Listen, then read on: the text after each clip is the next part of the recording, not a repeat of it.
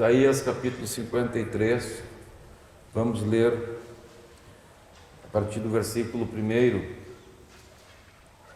Quem creu em nossa pregação e a quem foi revelado o braço do Senhor, porque foi subindo como renovo perante ele, e como raiz de uma terra seca, não tinha aparência nem formosura, olhámo-lo, mas nenhuma beleza havia que nos agradasse. Era desprezado e o mais rejeitado entre os homens, homem de dores, e que sabe o que é padecer. E como um de quem os homens esconde o rosto, era desprezado, e dele não fizemos caso. Certamente, ele tomou sobre si as nossas enfermidades, e as nossas dores levou sobre si. E nós o reputávamos por aflito, ferido de Deus e oprimido. Mas ele foi traspassado pelas nossas transgressões e moído pelas nossas iniquidades. O castigo que nos traz a paz estava sobre ele, e pelas suas pisaduras fomos sarados. Todos nós andávamos desgarrados como ovelhas, cada um se desviava pelo caminho, mas o Senhor fez cair sobre ele a iniquidade de nós todos. Ele foi oprimido e humilhado, mas não abriu a boca, como cordeiro foi levado ao matadouro, e como ovelha muda perante os seus tosqueadores, ele não abriu a boca. Por juízo opressor, foi arrebatado, e de sua linhagem quem dela cogitou? Porquanto foi cortado da terra dos viventes, por causa da transgressão do meu povo, foi ele ferido. Designaram-lhe a sepultura com os perversos, mas com o rico esteve na sua morte, posto que nunca fez injustiça, nem dolo algum se achou em sua boca. Todavia, ao Senhor agradou moê-lo, fazendo-o enfermar. Quando der ele a sua alma como oferta pelo pecado, verá a sua posteridade e prolongará os seus dias, e a vontade do Senhor prosperará em suas mãos. Ele verá o fruto do penoso trabalho de sua alma e ficará satisfeito, meu servo, o justo. Com o seu conhecimento justificará a muitos, porque as iniquidades deles levará sobre si. Por isso, eu lhe darei muitos como a sua parte, e com os poderosos repartirá ele o despojo, porquanto derramou a sua alma na morte. Foi contado com os transgressores, contudo levou sobre si o pecado de muitos, e pelos transgressores intercedeu. Amém. Glória a Deus. Os irmãos podem sentar-se. Meus amados, este capítulo de Isaías, ele é enfocado na questão da salvação oferecida por Jesus. Mas o Espírito Santo me fez enxergar aqui uma outra verdade, não contraditória, a primeira, mas complementar. A palavra de Deus aqui nos fala a respeito de 3 pontos de vista diferentes daquilo que acontece na vida de um servo de Deus, de um justo do Senhor. Em primeiro plano, aqui nós temos uma profecia a respeito de Jesus. Mas em segundo plano, nós temos aqui uma lição que serve para todos aqueles que são justificados pelo Senhor, que procuram viver uma vida justa diante do Senhor. Vamos ver então qual é esta visão nova que a gente pode enxergar aqui. Em primeiro lugar, nós gostaríamos de falar sobre o que é reputação. A palavra de Deus aqui fala: e nós o reputávamos por aflito, ferido de Deus e oprimido. Então, aqui vamos ver o que é reputação. A reputação é a qualidade que outras pessoas atribuem a nós. Então, nós dizemos, aquela pessoa é de boa reputação. Por quê? Porque as outras pessoas atribuem àquela pessoa boas qualidades. Mas quando alguém tem uma má reputação, é sinal que as pessoas atribuem àquela pessoa más qualidades. Então, por exemplo, é comum mães dizerem para um filho: olha, filho, não anda com aquele lá, viu? Porque aquele menino é mau, aquele menino é de mau comportamento. Por que isto? Porque aquela mãe ou aquelas mães atribuem àquela criança uma má reputação. E a palavra de Deus aqui então está nos falando a respeito de reputação. E começa a palavra de Deus apresentando o Senhor e começa dizendo que ele foi subindo como um renovo perante ele, como raiz de uma terra seca, não tinha aparência e nem formosura. E agora aqui a palavra de Deus começa a falar sobre a reputação de Jesus. O que as pessoas atribuíam a Jesus? Vamos lá, então o que diz? Primeiro, diz: olhámo-lo, mas nenhuma beleza havia que nos agradasse. As pessoas então, ao olharem aquela situação de Jesus na cruz, não havia nenhuma beleza que lhes agradasse, atribuíam aquilo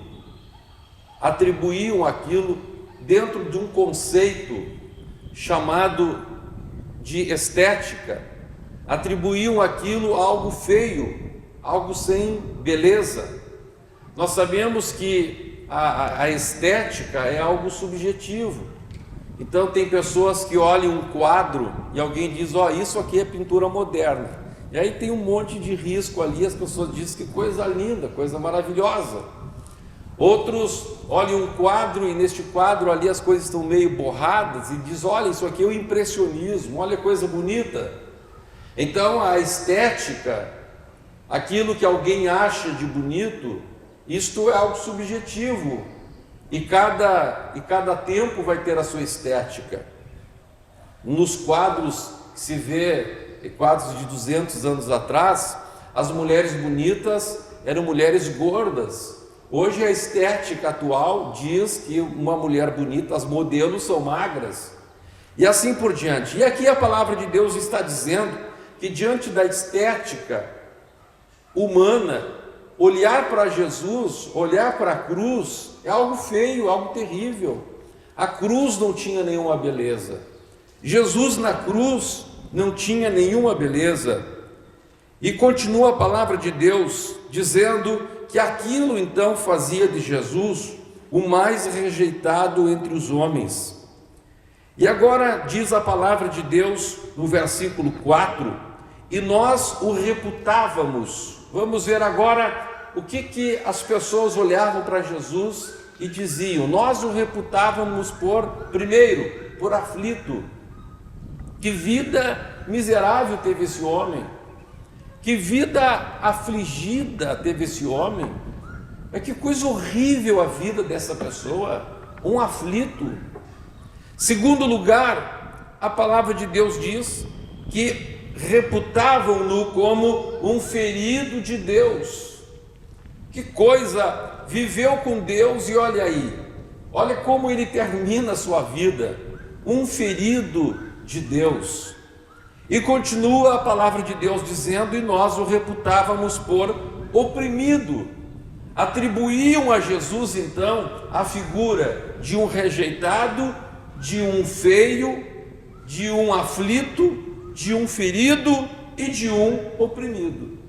Essa então a visão que tinham de Jesus. Mas agora a palavra de Deus começa a falar coisas interessantes. Então começa o versículo 5 com uma conjunção adversativa: mas. Ou seja, nós o reputávamos, nós tínhamos dele uma reputação de feio, de ferido, de oprimido, de afligido, de ter uma vida sem graça, de uma vida miserável, mas, aleluia, glória a Deus.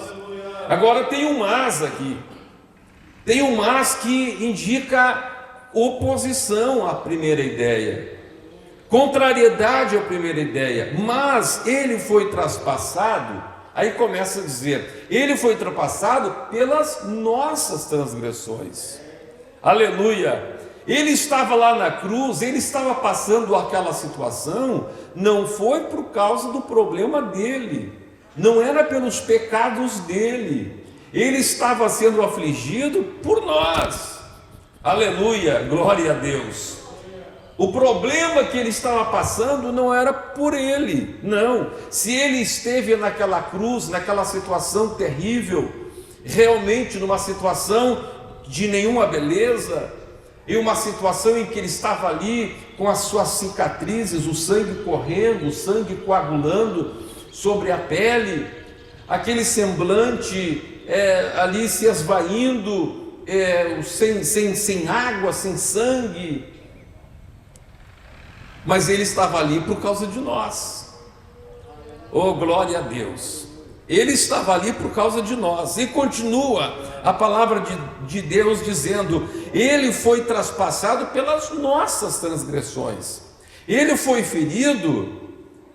Ele não era o ferido de Deus, não, ele era ferido pelas nossas transgressões, pelas nossas iniquidades. O castigo que nos traz a paz estava sobre ele. O castigo não era dele, mas o castigo era nosso.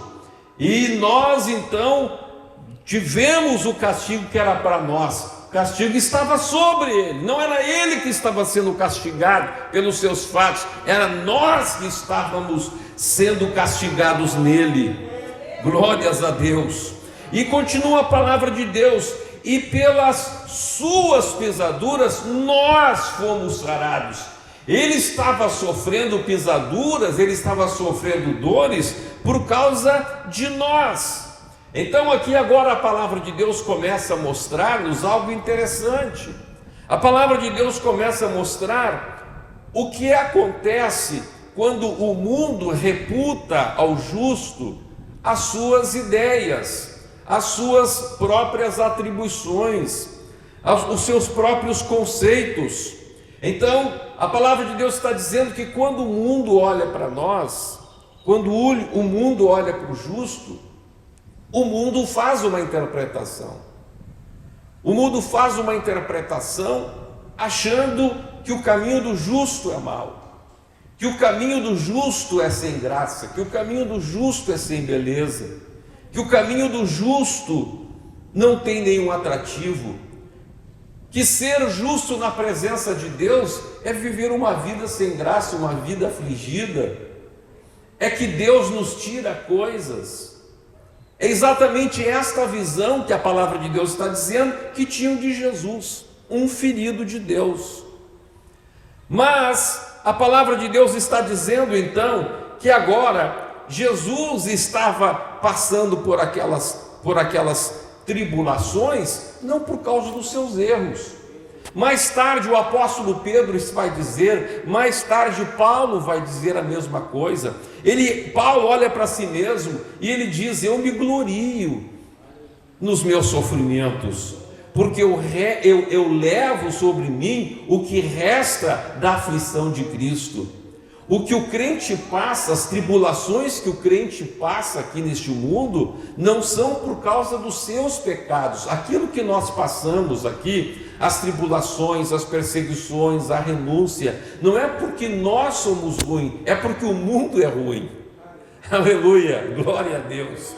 Por que pensa bem, irmão, pensa bem, irmã, toda a tribulação que o crente passa, problema de perseguição, problema de batalha no serviço, batalha. Por que a gente passa isso? É porque a gente está fazendo coisa ruim ou porque nós estamos vivendo num mundo mau? E é a maldade do mundo que nos faz sofrer. Nós estamos sofrendo pelas nossas transgressões ou pelas transgressões do mundo? Aleluia. Glória a Deus. As batalhas que você está levando no seu serviço, as batalhas que você enfrenta lá no seu serviço, é por causa das tuas transgressões ou é porque você está vivendo no meio de um mundo mau, de um mundo corrupto? Começa a pensar isso e você vai dar glória a Deus. Aleluia. Oh, glória a Deus. Pode ser que o mundo repute na sua vida algo mal. Pode ser que o mundo olhe para a vida de um crente e diz assim: mas que graça tem a vida do crente, que graça tem essa vida deste crente. Mas por que o mundo diz isso? Porque o crente não está compactuando com a maldade que eles estão vivendo. Oh, glória a Deus. Eles atribuem ao crente algo sem graça porque eles não entendem a graça de ser crente. Oh, glórias ao nome de Jesus. Mas agora, a palavra de Deus está dizendo agora um outro ponto de vista. A palavra de Deus está mostrando agora o ponto de vista de Deus olhando esta situação. E diz-nos então a palavra do Senhor no versículo 10, que Deus olhando toda esta situação, o que está no coração de Deus? O que há na mente de Deus? O que Deus reputa a respeito dos crentes, do seu justo, passando por toda esta situação? Diz a palavra de Deus que ao Senhor agradou moendo, fazendo-o enfermar. Quando der ele a sua alma como oferta pelo pecado, verá a sua posteridade. E diz no verso 2: por isso eu lhe darei muitos como a sua parte. Veja, meus irmãos, Deus é justiça. Deus é justiça. E Deus, olha que interessante isso aqui, olha o que a palavra de Deus está dizendo. Deus é justiça, e a justiça de Deus vai ser reconhecida por todos, pelos anjos, pelo diabo, pelos demônios. Então a palavra de Deus está mostrando aqui, está dizendo o quê? Ela está dizendo que a Deus se agrada ver o justo passar por essas batalhas, por essa rejeição do mundo. Por quê? Porque isto justificará o galardão que Deus vai dar. Aleluia. Aleluia. Glória a Deus. Amém. Eu vou fazer uma pergunta para vocês. Hoje estamos no Dia dos Pais. E normalmente quando um pai dá uma coisa para um filho, o que os outros filhos falam? Os outros filhos batem palmas e dizem: ó, que bom, papai, o senhor está dando isso. É assim que os filhos reagem? Como é que os outros filhos reagem? Se entristece, ou dizem por que para ele e por que não para mim? É isso ou não é? É exatamente isso que Deus está falando. Deus está dizendo aqui na sua palavra que Deus, vendo esta situação, que o justo passa, a Deus se agrada fazê-lo passar por isto. Por quê? Porque diz o versículo 12: por isso, oh aleluia, por esta razão, porque o justo passa por essa situação, porque o justo passa por perseguição. Deus, quando galardoar a igreja e não galardoar os demais, Deus, ao dizer vinde, o Senhor Jesus ao dizer vinde, benditos de meu Pai, possuir por herança o reino que está vos preparado desde antes da fundação do mundo, e aos outros o Senhor vai dizer apartai-vos para o fogo eterno. Deus vai ter uma razão e ninguém vai poder contestar a justiça de Deus. Nenhuma criatura poderá contestar a justiça de Deus, porque antes do juízo final, diz a Bíblia Sagrada, que um por um vai passar na presença do trono branco, onde Cristo vai estar assentado e com ele a sua igreja, e as obras dos homens serão manifestas, e tudo que aconteceu aqui nesta terra vai ser manifesto. Deus então poderá dizer: apartai-vos e tomai por herança. Oh, glórias ao nome do Senhor Jesus. Oh, glórias ao Senhor Jesus. E agora, meus irmãos, então vemos aqui o ponto de vista do mundo, o ponto de vista de Deus, e agora vamos ver o ponto de vista do justo que passa por toda a situação. Diz então o versículo 11: ele verá, aleluia, Isaías falando agora do justo que passaria por tudo isto, do Cristo que passaria por tudo isso. Ele vai passar por toda essa situação. O mundo vai reputar que vida sem graça, que vida miserável, aflito, ferido de Deus, oprimido, sem beleza nenhuma. Mas agora o que ele vai pensar depois de passar tudo isto? Versículo 11: ele verá o fruto do penoso trabalho da sua alma e ficará satisfeito. Oh, glórias ao nome de Jesus. Aleluia. Ele vai olhar para trás e vai dizer: valeu a pena, valeu a pena, valeu a pena, valeu a pena, valeu a pena. Não precisamos sequer esperar que chegue lá no fim das coisas. Hoje mesmo, meus irmãos, às vezes eu começo a olhar para a minha juventude, eu começo a olhar para aquilo que eu padeci, para aquilo que as pessoas reputavam em mim. Eu me lembro que jovens me reputavam até coisas feias, porque eu não era namorador como eles, mas agora eu olho para trás, vejo o que aconteceu comigo, vejo o que aconteceu com aqueles que me detratavam, e eu disse: valeu a pena, valeu a pena, oh glória a Deus, valeu a pena, vai valer a pena. Ele verá o fruto do penoso trabalho de sua alma e ficará satisfeito o meu servo. Bendito seja o nome do Senhor. Que Deus nos dê esta graça, que Deus nos dê este ânimo, que Deus nos dê esta força de ir até o fim.